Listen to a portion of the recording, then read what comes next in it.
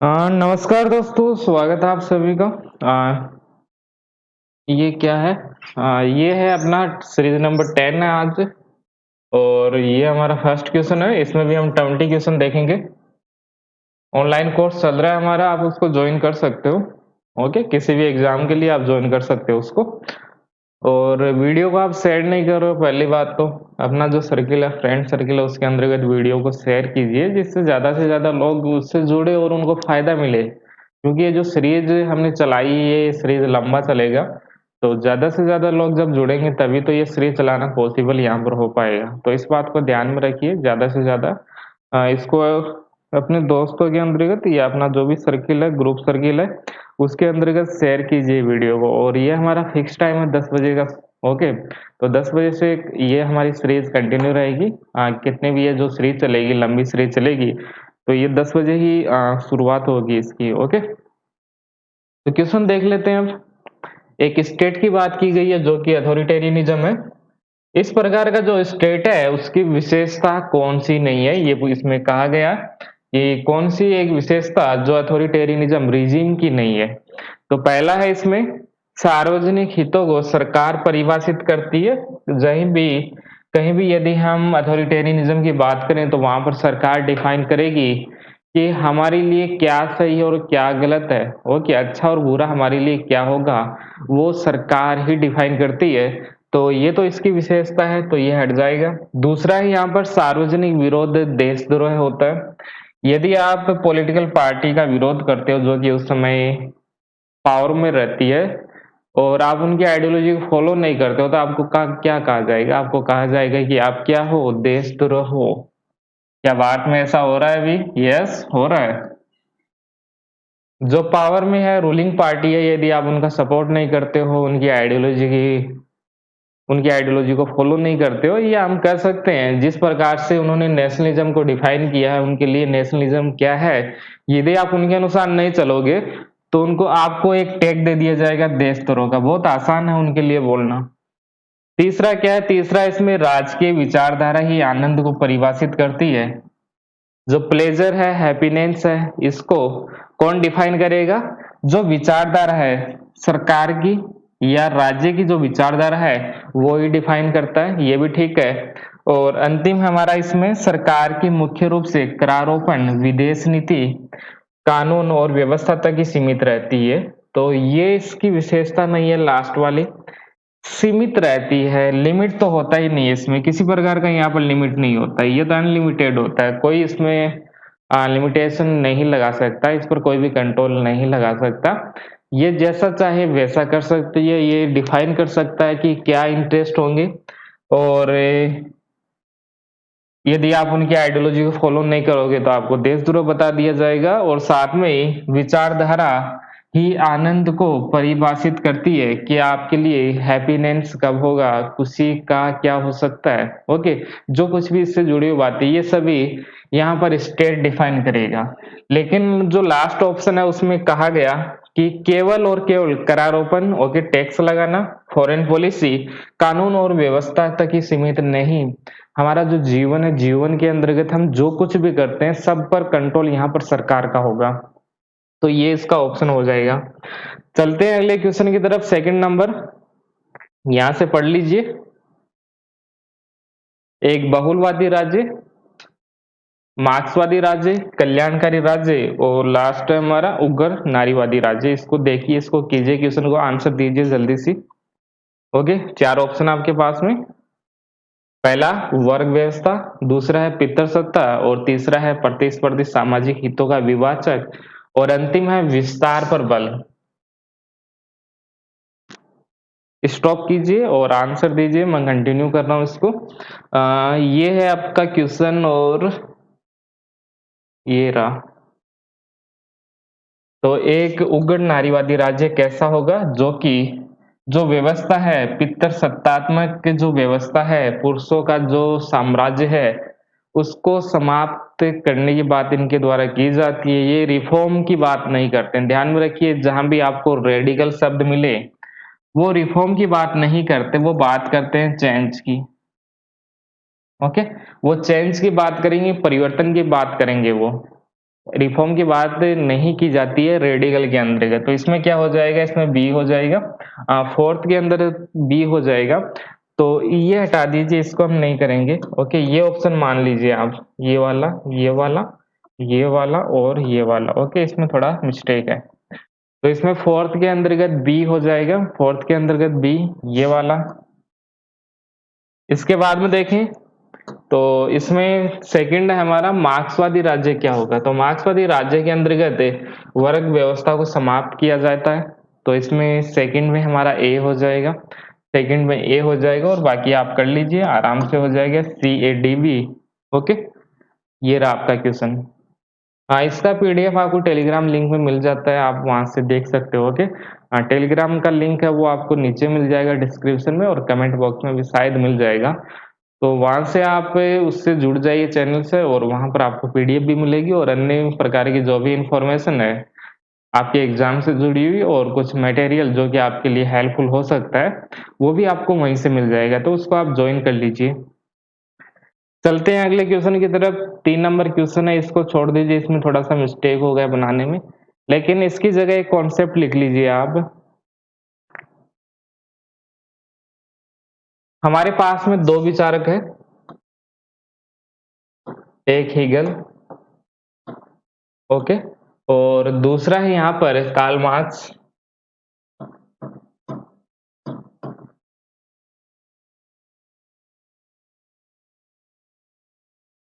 Hegel और Karl Marx, एक के द्वारा ब्यूरोक्रेसी का समर्थन किया जाता है, कार्ल मार्क्स के द्वारा ब्यूरोक्रेसी को शोषण का यंत्र माना जाता है। उसी प्रकार से हीगल राज्य को अच्छा मानता है, राज्य को सपोर्ट करता है, और दूसरी तरफ कार्ल मार्क्स राज्य को भी एक शोषण का यंत्र मानता है। कैसे होता है ये सब, एक छोटा सा कॉन्सेप्ट आप देखिए। हीगल क्या कहता है, हीगल कहता है कि एक होता है परिवार, ओके, एक हो गया परिवार, और दूसरा हो गया राज्य। केवल दो ही मानता है ये, एक परिवार होता है, एक राज्य है, दो महत्वपूर्ण एलिमेंट्स हो गई है। उसके बाद में इनके बीच में एक होता है सिविल सोसाइटी,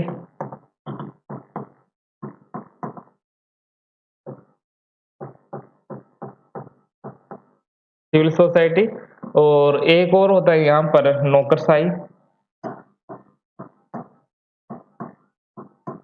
ब्यूरोक्रेसी हुई है ये एक और। ओके, अब क्या होगा, यहाँ पर जो परिवार की जो प्रॉब्लम है वो जाएगी यहाँ पर सिविल सोसाइटी के पास में।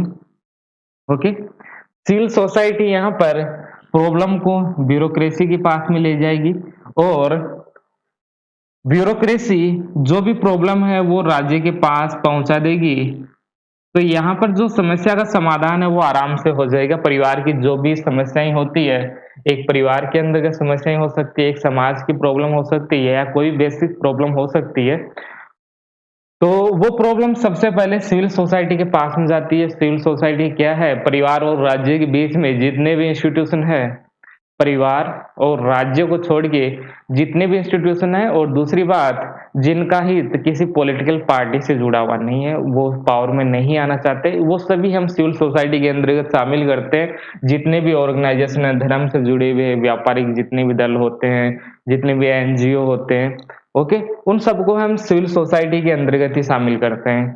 तो सबसे पहले परिवार की प्रॉब्लम सिविल सोसाइटी के पास जाएगी, फिर सिविल सोसाइटी नौकरशाही के पास में अपनी प्रॉब्लम बताएगी, और फिर नौकरशाही से ये जो भी प्रॉब्लम है वो राज्य के पास में प्राप्त हो जाएगी, और फिर क्या होगा, राज्य परिवार की प्रॉब्लम का समाधान कर देगा। तो ऐसे में नौकरशाही क्या है, हीगल के अनुसार अच्छा है, ओके, बहुत अच्छा है ये, और राज्य राज्य भी बहुत अच्छा है, ऐसी बात हीगल के द्वारा कही गई। ओके, राज्य क्या करता है, परिवार के हितों को, या परिवार के हितों के लिए काम किया जाता है राज्य के द्वारा। ये तो एक बात हो गई, यहाँ पर ब्यूरोक्रेसी का सपोर्ट हीगल के द्वारा किया जा रहा है, और राज्य का किया जा रहा है। क्यों? क्योंकि वो परिवार से जुड़ी हुई जो भी प्रॉब्लम है, परिवार बोल सकते हो, या आप इनको ये भी बोल सकते हो कि व्यक्तियों की जो भी प्रॉब्लम है उनका समाधान यहाँ पर स्टेट के द्वारा किया जाएगा, ब्यूरोक्रेसी के द्वारा किया जाएगा, और हीगल ने जो शब्द काम में लिया गया है वो परिवार शब्द काम में लिया है, और दूसरा शब्द जो काम में लिया है वो राज्य शब्द काम में लिया है। ये दो महत्वपूर्ण तत्व होते हैं। ओके, तो ये बात हो गई हीगल की। लेकिन एक बात और हम देख लेते हैं, कार्ल मार्क्स के अनुसार कार्ल मार्क्स क्या कहते हैं। तो कार्ल मार्क्स क्या कहेंगे, यहाँ पर कार्ल मार्क्स कहेंगे कि दो प्रकार की क्लास है, एक गरीब, ओके, एक हो गया अमीर। इनकी समस्याएं होती है, अपनी अपनी समस्याएं होती है। ओके, इनकी कुछ समस्याएं होगी, और ये समस्या कहाँ पर जाएगी, ये समस्या जाएगी नौकरशाही के पास में। ओके, और नौकरशाही के द्वारा राज्य को पता चलेगा। लेकिन कार्ल मार्क्स यहाँ पर क्या कहते हैं, कार्ल मार्क्स यहाँ पर ये कहते हैं कि जो ब्यूरोक्रेसी है वो केवल अमीरों की प्रॉब्लम को ही आगे ले जाती है। जो ब्यूरोक्रेसी है वो केवल अमीरों की प्रॉब्लम को आगे ले जाती है, गरीबों की समस्याओं को नहीं। ओके, जो भी प्रॉब्लम है अमीर और गरीब सबकी प्रॉब्लम होती है, यानी बुर्जुआ क्लास और ये जो सर्वहारा क्लास है, इन दोनों की अपनी अपनी समस्याएं होती है। लेकिन जो ब्यूरोक्रेसी है केवल और केवल अमीरों के लिए काम करती है। ओके, जैसे जैसे समय आगे बढ़ेगा राज्य के ऊपर अमीरों का कब्जा हो जाएगा।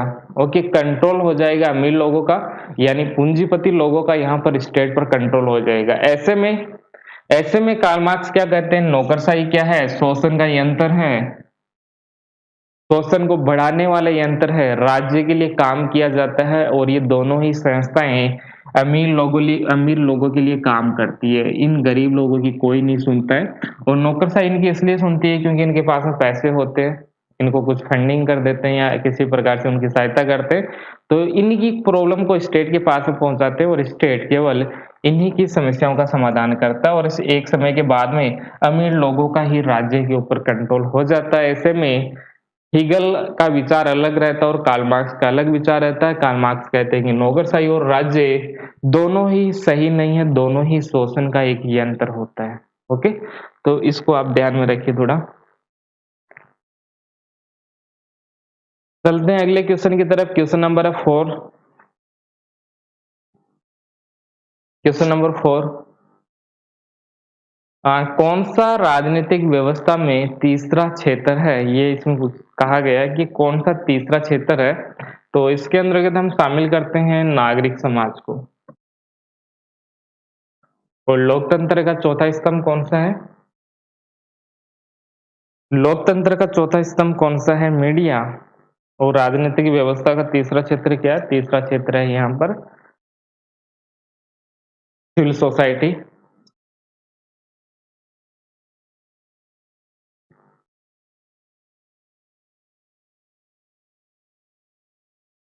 ये क्वेश्चन हो गया, ये क्वेश्चन नंबर था 4th, और इससे पहले एक क्वेश्चन हमने हटा दिया, उसको हम शामिल नहीं करते। ओके, चलते हैं अगले क्वेश्चन की तरफ, और क्वेश्चन नंबर है हमारा 5 नंबर। क्वेश्चन ठीक से दिखाई दे रहा है ना? ओके, स्क्रीन पर ठीक से क्वेश्चन आ रहा है, इसको देखिए और आंसर दीजिए, जल्दी से आंसर दीजिए, आसान सा क्वेश्चन है। ओके,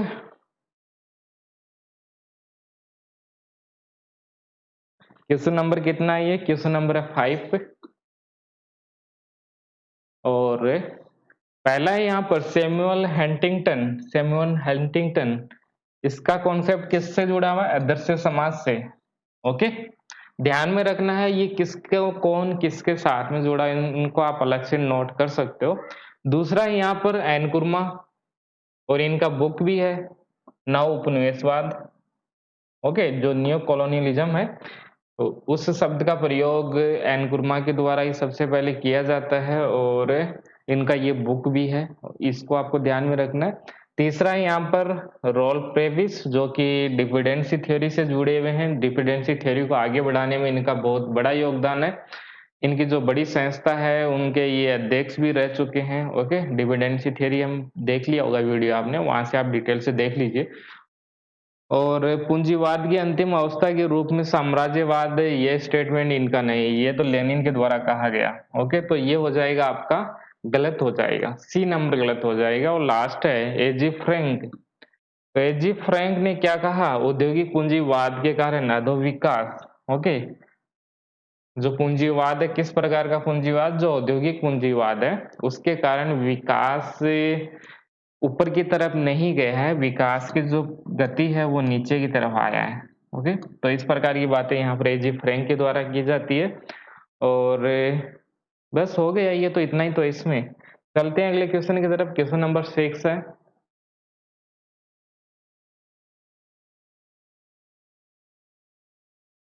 देखिए इसको, न्यू लिबरलिज्म से जुड़े हुए कौन से नहीं है, इसमें ये पूछा गया आपसे। आसान सा क्वेश्चन है। न्यू लिबरलिज्म यानी जो बाजार को सपोर्ट करता है। ओके, तो नियो लिबरलिज्म में मार्केट पर फोकस किया जाता है ग्लोबलाइजेशन के समय, जब एक बार फिर से क्लासिकल लिबरलिज्म को मॉडिफाई किया जाता है, या हम कह सकते हैं ग्लोबलाइजेशन के पीरियड में सूचना प्रौद्योगिकी के समय में और परिवहन के साधनों का जब विकास हो जाता है, और उसी समय क्लासिकल लिबरलिज्म के विचारों को एक बार फिर से लाने का प्रयास किया जाता है, तभी न्यू लिबरलिज्म की शुरुआत होती है।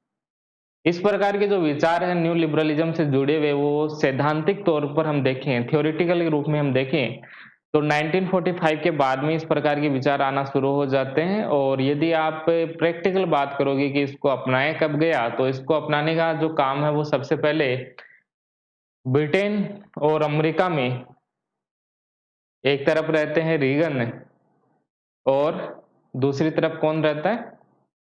Margaret Thatcher. तो उनके द्वारा विचारों को अपनाया जाता है, न्यू लिबरल जो आइडियाज है उनको अप्लाई किया जाता है अमेरिका और ब्रिटेन के अंतर्गत। ओके, तो इनको व्यवहारिक रूप में 1979 से अप्लाई किया जाता है। और यदि आप थ्योरेटिकल आप बात करो, एक सिद्धांत के रूप में इनका निर्माण कब शुरू होता है? 1945 के बाद में ही इस प्रकार के विचार पर काम करना शुरू कर देते हैं। ओके, तो इसके अंतर्गत क्या शामिल करोगे आप? ये सभी विचारक है एक बहुत महत्वपूर्ण विचारक है रॉबर्ट नोजिक, जो कि जॉन लॉक का जो विचार है, संपत्ति का विचार है, उनको मॉडिफाई करते हैं और अपने अकॉर्डिंग इसको देते हैं। मिल्टन फ्रीडमैन भी इन्हीं से जुड़े हुए हैं। तो ये हो जाएगा उपरोक्त सभी।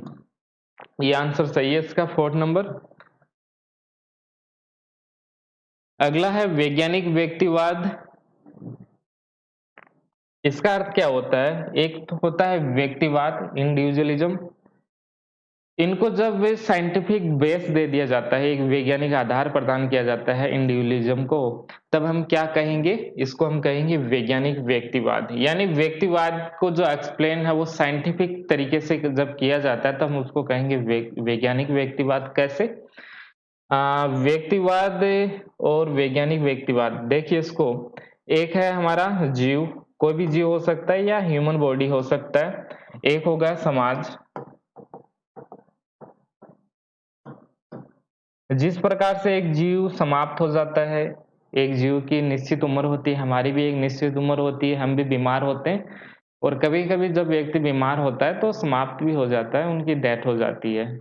उसी प्रकार से जो समाज है, समाज में जो कमजोर लोग हैं, अयोग्य लोग हैं, ओके, असक्षम लोग हैं, उनको समाप्त हो जाना चाहिए, और जब ये समाप्त हो जाएंगे तो एक बेहतर समाज का निर्माण होगा। इस प्रकार की बात की जाती है बेंथम के द्वारा, सॉरी स्पेंसर के द्वारा। तो यहाँ पर स्पेंसर का ही कॉन्सेप्ट है ये वैज्ञानिक व्यक्तिवाद का। ओके, तो वैज्ञानिक व्यक्तिवाद का कॉन्सेप्ट किसके साथ में जुड़ा हुआ है? स्पेंसर के साथ में जुड़ा हुआ है। और उन्होंने व्यक्तिवाद को वैज्ञानिक आधार प्रदान किया। कैसे किया?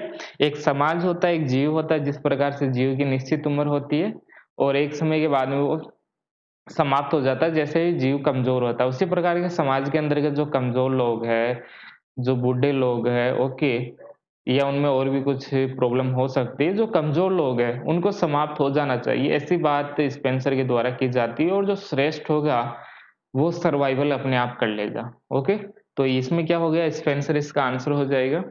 चलते हैं अगले क्वेश्चन की तरफ। क्वेश्चन नंबर है 8। उदारवाद निश्चित दर्शन कब बनता है? उदारवाद निश्चित दर्शन कब बनता है? एक फिलोसॉफी के रूप में ये कब विकसित हुआ? तो समय था 18th सेंचुरी का। 18th सेंचुरी के अंतर्गत कई सारे धर्म सुधार आंदोलन चलते हैं और इसके साथ में एनलाइटमेंट का पीरियड होता है, यानी जिसको हम क्या कहते हैं, प्रबोधन काल जिसको हम कहते हैं, ज्ञानोदय काल हम जिसमें कहते हैं, ज्ञान का विकास उसके अंतर्गत होता है। और उसमें रीजन को महत्वपूर्ण माना जाता है, जो भी काम किया जाएगा उसके पीछे रीजन होगा। और इसमें यह माना गया है रीजन की सहायता से हम किसी भी प्रॉब्लम का समाधान कर सकते हैं, कोई भी प्रॉब्लम हो। ओके। और सब में साइंस को ढूँढा जाता है, जिस प्रकार से साइंस में लॉजिक का प्रयोग किया जाता है और केवल हवा में बातें नहीं की जाती उसमें, ओके?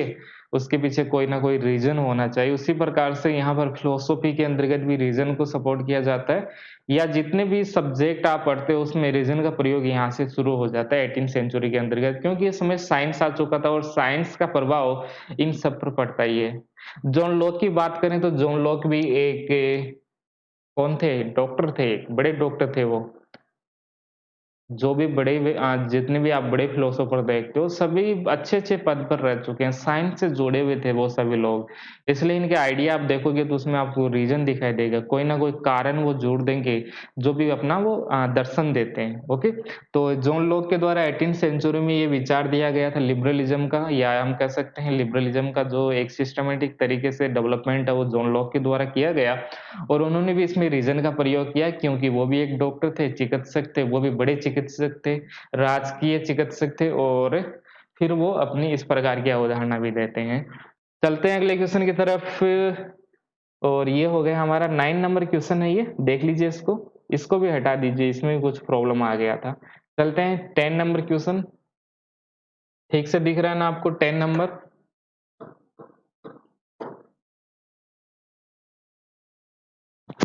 ये क्या है, एमएन रॉय जब मैक्सिको जाते हैं तो वहां पर भी इस प्रकार की एक पार्टी बना देते हैं, ओके? और वहां पर किसकी सहायता ली जाती है या इनको गाइड कौन करते हैं? तो वो थे माइकल बारोडीन, इनसे काफी प्रेरित होते हैं मैक्सिको के अंतर्गत, ओके? तो एमएन रॉय को मैक्सिको में मार्क्सवाद अपनाने के लिए प्रेरित किसके द्वारा किया गया? माइकल बारोडीन के द्वारा इनको प्रेरित किया जाता है। क्वेश्चन नंबर है हमारा 11 अब। ये है सुमीटर का डेमोक्रेसी। कैसा है सुमीटर का डेमोक्रेसी? बहुत अच्छा क्वेश्चन है ये। और क्वेश्चन नंबर कितना है ये? 11 नंबर क्वेश्चन है, कीजिए इसको आप।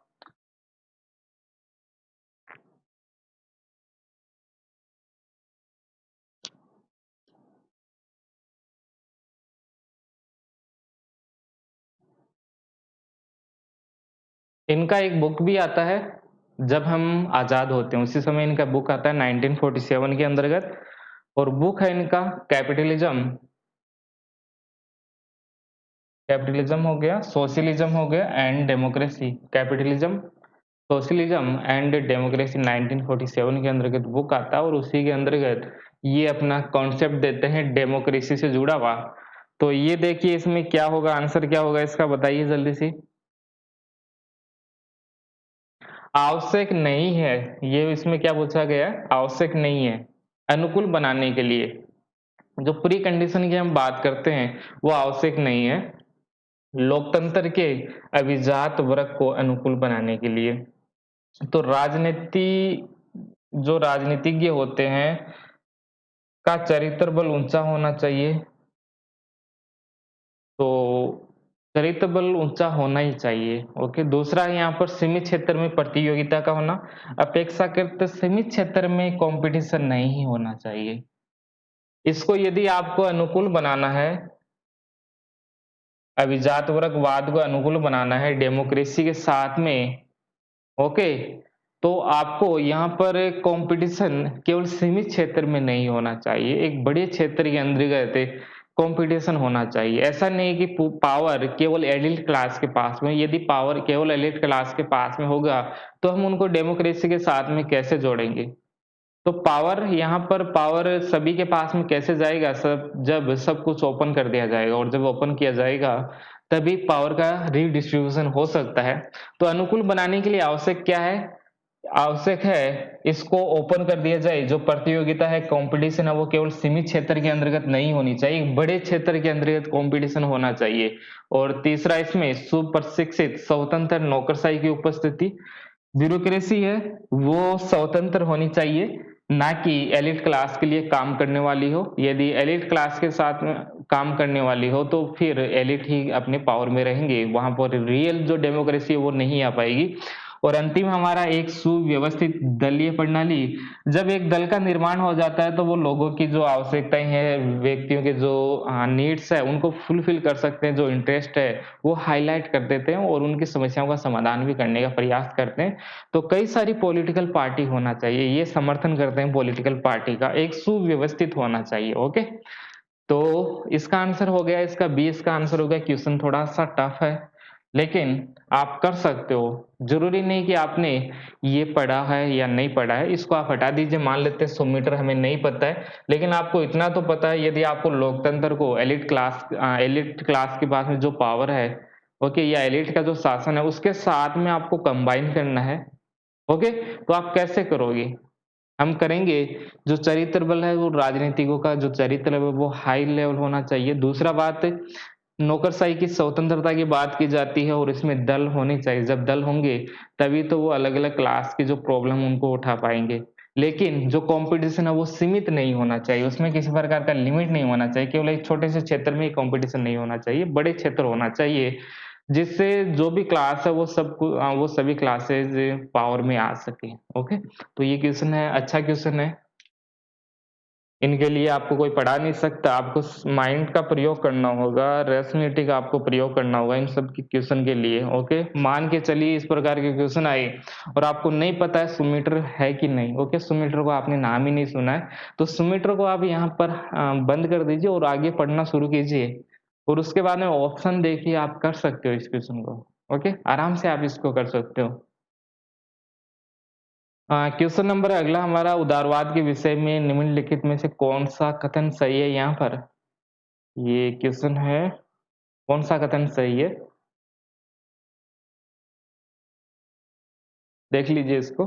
2017 के अंतर्गत शायद ये क्वेश्चन आ चुका है, ऐसा ही क्वेश्चन आया था, लिबरलिज़्म से जुड़ा हुआ ये। देखिए इस क्वेश्चन को।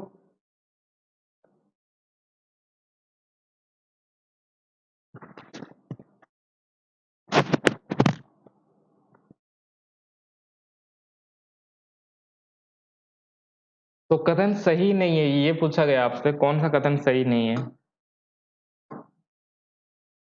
पहला यहाँ पर उदारवादी विचार व्यक्तियों की आवश्यकताओं एवं हितों पर ध्यान केंद्रित करते हैं, ना कि किसी समूह अथवा समष्टि पर। ओके, समष्टि भी समूह ही होता है, एक बड़ा क्षेत्र होता है उसको हम समष्टि कहते हैं। ओके,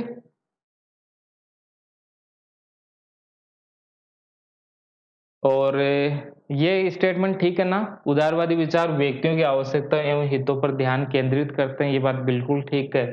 केवल व्यक्तियों की बात इसमें की जाती है, सोसाइटी की बात इसमें नहीं की जाती है, एक समाज और एक बड़ा समूह की बात इसमें नहीं की जाती है। एक व्यक्ति के ऊपर फोकस किया जाता है इसमें, ओके? तो ये स्टेटमेंट ठीक है। दूसरा, यहाँ पर उदारवादी एक ऐसे समाज का निर्माण करना चाहते हैं जिसमें प्रत्येक व्यक्ति अपनी क्षमता का पूर्ण रूपेण विकसित तथा समृद्ध करने में सक्षम हो। उदारवादी एक ऐसे समाज का निर्माण करना चाहते हैं जिसमें व्यक्ति अपना विकास कर सकें, अपना नैतिक विकास कर सकें और अपना इकोनॉमिक डेवलपमेंट भी वो कर सकें। इस प्रकार का एक सोसाइटी क्रिएट किया जाता है, सबको लिबर्टी दे दी जाती है कि आप जैसा चाहे वैसा कीजिए, बस आपकी वजह से दूसरों को प्रॉब्लम नहीं होनी चाहिए, बस इतना कहते हैं। दूसरों को प्रॉब्लम नहीं होनी चाहिए, बाकी आप कुछ भी कीजिए, आपको कोई भी रोकने वाला नहीं होगा, ओके? तो ये बात भी ठीक है, इस प्रकार का एक समाज करते हैं जहाँ पर व्यक्ति अपनी क्षमता का, व्यक्ति के अंतर्गत अनंत क्षमताएँ होती है, ओके? जब उनको माहौल मिलता है, अच्छा-सा माहौल मिलता है, एक अच्छा सोसाइटी मिलता है या अच्छी सरकार मिलती है और अच्छी सरकार उनको अच्छा माहौल देती है, ऐसे में व्यक्ति के अंदर के जितनी भी क्षमताएँ होती है, वो बाहर आ जाती है, ओके? तो इस प्रकार का एक एनवायरनमेंट क्रिएट किया जाता है लिबरलिज़्म के अंतर्गत। तीसरा है, उदारवादी सार्वभौमवाद में ये विश्वास नहीं करते कि प्रत्येक व्यक्ति की समान नैतिक योग्यता ही होती है, ओके? और अंतिम देखिए आप, उदारवादियों के लिए व्यक्तिक स्वतंत्रता सर्वाधिक राजनीतिक मूल्य है, सबसे महत्वपूर्ण क्या है? व्यक्ति की स्वतंत्रता। तो क्या ये ऑप्शन सही नहीं होगा क्या? क्या ये स्टेटमेंट ठीक है? ये तीनों तो अपने को बिल्कुल ठीक लग रहे हैं, ये वाला और ये वाला। तो अब क्या बच गया? जो बच गया वही हमारा आंसर हो जाएगा। ये वाला आंसर हो जाएगा, सी इसका आंसर है। ओके, ये इससे जुड़ा हुआ नहीं है, कथन सही नहीं है। कौन सा कथन सही नहीं है? तो ये सी कथन सही नहीं है। चलते हैं अगले क्वेश्चन की तरफ। न्याय की रोल्सियन जॉन रॉल्स का जो सिद्धांत है, वो किस प्रकार का सिद्धांत है? ये इसमें पूछा गया आपसे, किस प्रकार का सिद्धांत है? क्या वो एक आइडियल थ्योरी है? ये आइडियल नहीं है। या वो कार्य प्रणाली सिद्धांत है, या एक गैर बुनियादी सिद्धांत है, तुलनात्मक राजनीतिक सिद्धांत है, क्या है ये? क्या इसको इसलिए बनाया गया है कि हम तुलना कर सकें, या इसको ये बनाया गया है एक आदर्श को हम बना सकें, या इसको बनाया या इसलिए या हम आदर्श को नहीं बना सके? तो इसमें क्या होगा, ये आपसे पूछा गया है, बताइए क्या होगा इसमें? तो जॉन रॉल्स एक आदर्श सिद्धांत देते हैं, न्याय की वो कल्पना करते हैं, न्याय को समाज में हम कैसे लाएं, इस पर उनका फोकस रहता है। ओके, न्याय का सबसे अच्छा न्याय क्या हो सकता है समाज के लिए? तो वो क्या करते हैं, न्याय को ढूंढने का प्रयास करते हैं कि जस्टिस क्या होता है, व्हाट इज जस्टिस, उन्हीं पर उनका फोकस रहता है, और उनको काफी हद तक इसका आंसर भी वो दे देते हैं कि क्या होता है जस्टिस, और एक बेहतरीन कॉन्सेप्ट वो देते हैं जस्टिस का। तो ये हो जाएगा आराम से, एक आदर्श ला रहे हैं वो। यदि आप दूसरे शब्दों में बात करें हम, तो ये नियो लिबरलिज्म हम जब पढ़ते हैं तो उनको एक उनको क्या करते हैं, उनको एक आधार प्रदान करते हैं, फिलोसॉफिकल बेस भी उनके द्वारा दिया जाता है। जो नियो लिबरलिज्म है, उनको एक फिलोसॉफिकल बेस भी जॉन रॉल्स के द्वारा दिया जाता है, इसको भी आप ध्यान में रख सकते हो। ओके, तो ये जॉन रॉल्स क्या है, जॉन रॉल्स का सिद्धांत एक आदर्श सिद्धांत है। आंसर बी इसका सही होगा। क्या है? एक आदर्श सिद्धांत। और उनके बाद में एक शुद्ध प्रक्रियात्मक न्याय, ओके, प्रोसीजरल जस्टिस की बात इनके द्वारा की जाती है, वो भी प्योर होना चाहिए, एकदम शुद्ध की वो बात करते हैं, और उसके बाद में अपना जस्टिस दे देते हैं, बस इतना ही है। तो ये क्या है, एक आदर्श सिद्धांत है, आइडियल थ्योरी। ये बेस्ट बेस्ट को ये खोजते हैं कि अच्छा क्या होगा हमारे लिए, क्या अच्छा हो सकता है। ओके, एक सबसे बेहतर क्या हो सकता है जिसमें सभी को न्याय मिल सके। तो इसका आंसर बी हो जाएगा। ओके, समझ में आ गया होगा। हाँ, चलते हैं अगले क्वेश्चन की तरफ। और ये क्या है, इनके कॉन्सेप्ट है, कौन सा सही नहीं है, ये आपसे पूछा गया है। हॉब्स है, रॉबर्ट नोजिक है, अमर्त्य सेन है, मार्था नुसबाम है, और हॉब्स है। ओके, देख लीजिए इनको, कौन सा किसके साथ में जुड़ा हुआ नहीं है, आपको आंसर देना है। तो तो हॉब्स है, नीचे हॉब्स दिया है सब। हॉब्स देख लीजिए, प्राकृतिक अधिकार, और साथ ही रॉबर्ट नोजिक लिंग संबंधी अधिकार।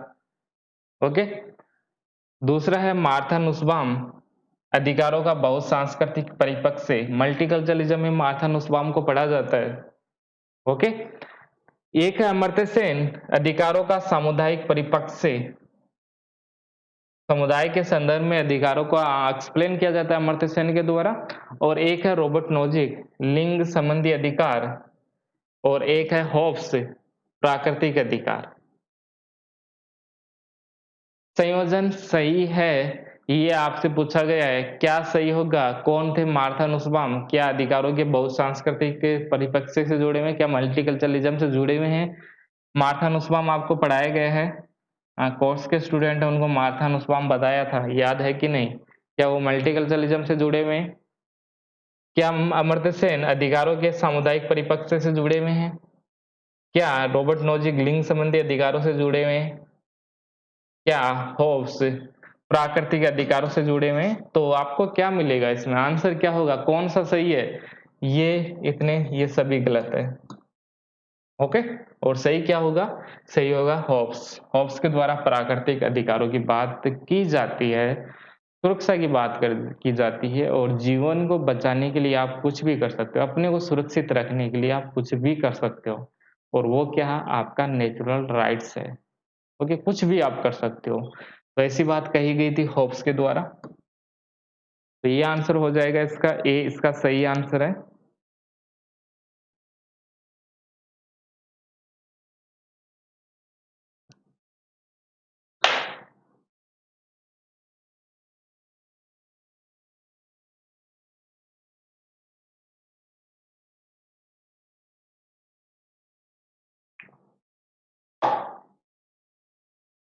क्वेश्चन नंबर 16 कर रहे हो ना?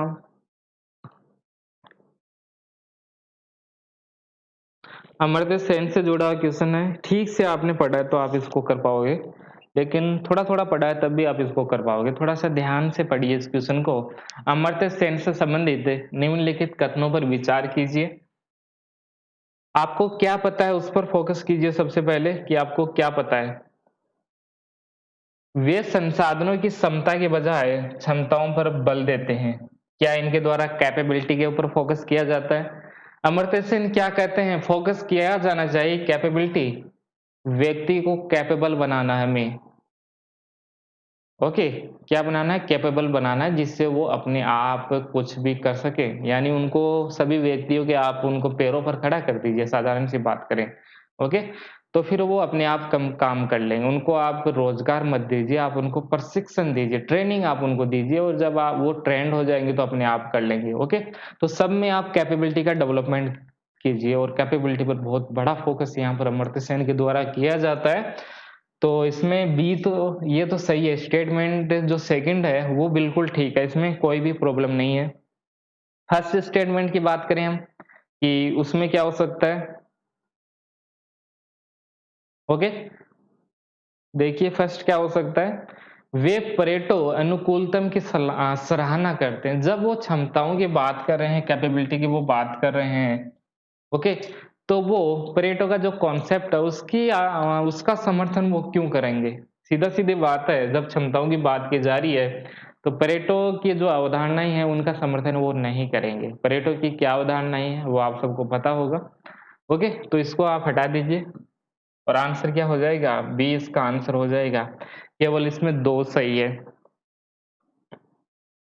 चलें अगले क्वेश्चन की तरफ। हाँ, क्वेश्चन कहाँ गया है? हाँ, ये रहा 17 नंबर क्वेश्चन।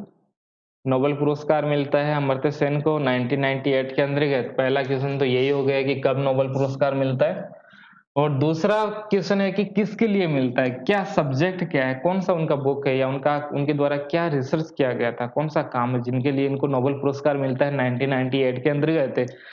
तो देखिए इसमें क्या होगा, देख लीजिए क्या होगा इसका आंसर बताइए। क्वेश्चन नंबर ये 17 होना चाहिए, और आंसर मानव विकास सूचकांक का निर्माण क्या केवल इन्होंने किया था? इसके लिए नहीं मिलता। सामाजिक चयन सिद्धांत नहीं मिलता है। जेंडर असमानताओं का अध्ययन नहीं। अकाल का अर्थशास्त्र, फेमाइन, ओके, अर्थशास्त्र, अकाल का अर्थशास्त्र की बात इनके द्वारा की जाती है। इन पर काफी रिसर्च किया जाता है, इनका बुक भी है इसी से जुड़ा हुआ, अकाल का अर्थशास्त्र। ओके, तो ये आप नोट कर सकते हो। अकाल यानी फेमाइन हो जाता है, अर्थशास्त्र यानी इकोनॉमी हो जाता है, इकोनॉमिक्स हो जाता है। तो इनके ऊपर इनके द्वारा काम किया गया है। तो और इसी के लिए इनको क्या मिलता है? नोबेल पुरस्कार मिलता है, और इसका आंसर हो जाएगा डी, इसका आंसर हो जाएगा। ध्यान में रखना, इस बुक को भी आपको ध्यान में रखना। 1998 के अंतर्गत ये बुक आती है, अकाल का अर्थशास्त्र, और इसी के लिए इनको नोबेल पुरस्कार मिलता है। अब क्वेश्चन नंबर है 18। ये क्या है? सेबल्टन, उपेक्षित वर्ग। ओके, इनकी राय के अनुसार राज्य का कार्य प्रोत्साहन देना है। क्या क्या होगा इसका आंसर बताइए। प्रभावशाली वर्ग के हितों को, हाशिए पर खड़े समुदाय के हितों की बात की जाती है, शासक वर्ग के हितों की बात की जाती है, विशिष्ट वर्ग के हितों की बात की जाती है। तो विशिष्ट वर्ग की बात क्यों की जाएगी इसमें? शासक वर्ग के हित क्यों करेंगे? ये तो खुद ही उपेक्षित वर्ग से जुड़े हुए पिछड़े हुए लोग हैं, जो उपेक्षित रह चुके हैं, उन पर ध्यान नहीं दिया गया है। ओके, जो लोग जिन पर ध्यान नहीं दिया गया उनको हम क्या कहते हैं? उपेक्षित वर्ग कहते हैं। और ये शासक वर्ग के लिए काम नहीं करेंगे। बीएस में हाशिए पर खड़े समुदाय के हितों की बात इनके द्वारा की जाती है। हाशिए पर खड़े यानी जो अंतिम छोर पर है, जिन पर सरकार के द्वारा ध्यान नहीं दिया गया और उनकी कंडीशन काफी खराब है, तो उनके ऊपर फोकस किया जाएगा। आंसर क्या हो जाएगा इसमें? बी, बी इसका आंसर हो जाएगा। अगला है यहाँ पर, संसाधनों की क्षमता से संबंधित नहीं है। जो रिसोर्सेज है, ओके, और उसमें क्या है क्षमता। तो इनसे जुड़ा हुआ कॉन्सेप्ट किनका नहीं है, ये आपको बताया, इसमें पूछा गया है कि संसाधनों की जो क्षमता है वो किससे संबंधित नहीं है? जॉन रॉल्स है, रोनाल्ड ड्रोकिन है, माइकल वाल्जर है, एरिक रॉकस्की है, सब आप पढ़े हुए हो। जॉन रॉल्स को हम पढ़ते हैं और रोनाल्ड ड्रोकिन को हम पढ़ते हैं, एक साथ दोनों को पढ़ा जाता है, समतावादी विचारक है ये सभी, ओके।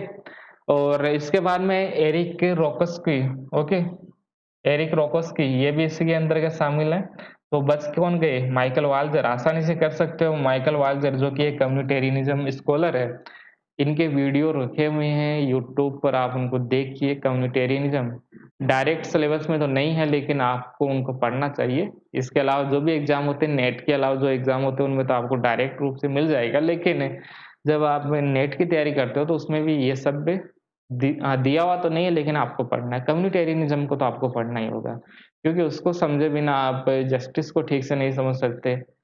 लिबरलिज्म की आलोचना किस प्रकार की जाती है वो आप नहीं समझ सकते। ओके, इन सबको समझने के लिए आपको कम्युनिटेरियनिज्म अच्छे से समझना होगा, और माइकल वाल्जर वहीं से जुड़े हुए हैं। तो आंसर क्या हो जाएगा? डी इसका आंसर हो जाएगा। चलते हैं अगले क्वेश्चन नंबर, अंतिम हमारा क्वेश्चन है ये 70 नंबर।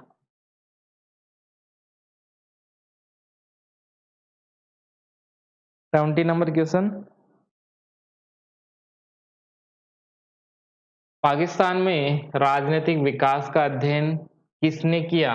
पाकिस्तान के अंदर पॉलिटिकल जो डेवलपमेंट है वो किनके द्वारा किया गया था? इस प्रकार का स्टडी ध्यान में रखिए।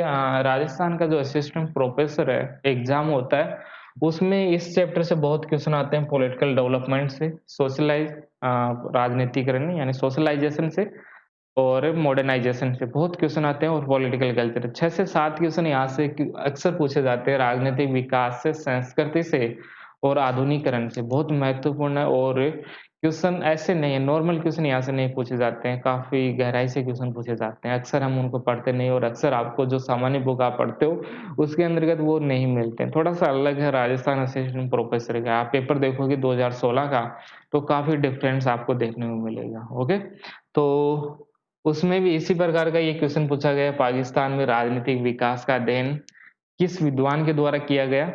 तो इसमें क्या है? एल्बिंडर। ओके, ये इसका आंसर हो जाएगा ए।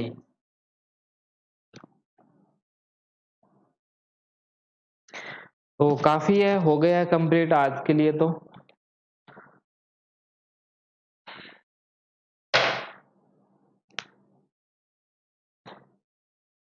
ओके, ठीक है।